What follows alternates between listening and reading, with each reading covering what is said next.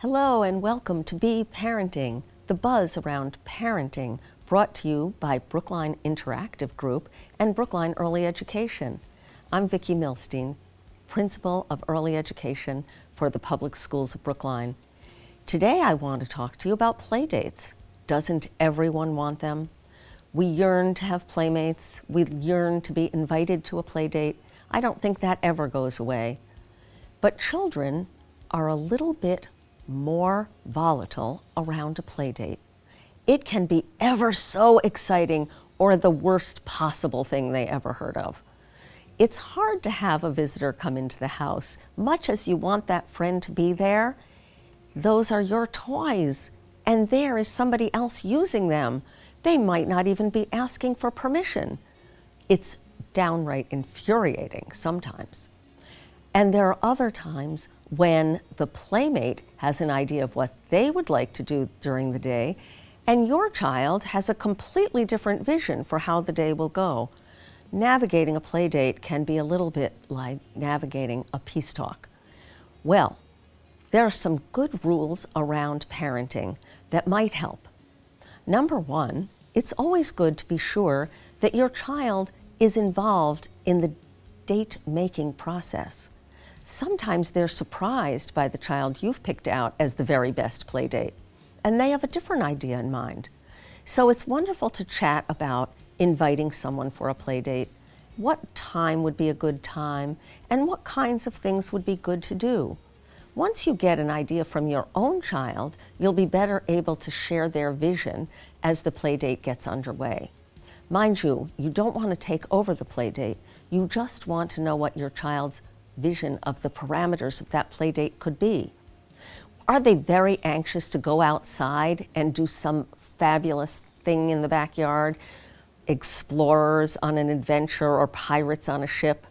Perhaps going outside, first of all, will be the way to go, and that will make your child feel particularly happy.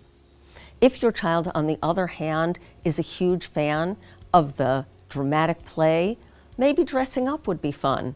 And you could encourage the beginning of the play date to start that way. Rule number two, step back.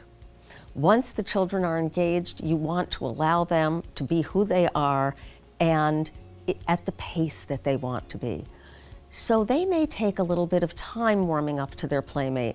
They may take a little bit of time negotiating what they're going to do.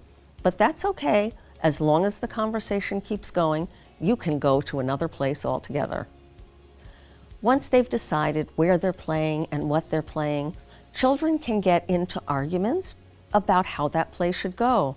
Oh, one child wanted to be the waitress. The other child was hoping to be a doctor in a doctor's office, or another child wanted to be the vet. Well, sometimes you need to have a negotiator, and that's a good role for the parent. Well, let's see what we have here that we can use to be the waitress or the vet or the doctor's office. And maybe we'll start off with one and then move to the other. Sometimes it's helpful for a parent to say, let me go see what I can get to help that happen, while they engage in play at another objective. So the doctor's office might be first, while you go and find some dogs and cats for the vet's office. Once children are playing, they've negotiated a few conflicts. Keep in mind that children wear out of play. A third good rule is to plan for the downtime. Do they want a snack? Do they want to cook something with you? Would they like to hear a story? See if you have something in your pocket to bring out when the play starts to wind down. And always pace the play date. Don't make a play date for an entire afternoon or for a very long morning, but make a play date for about an hour, maybe an hour and 15 minutes, and hope that the pace of it keeps both children engaged and excited.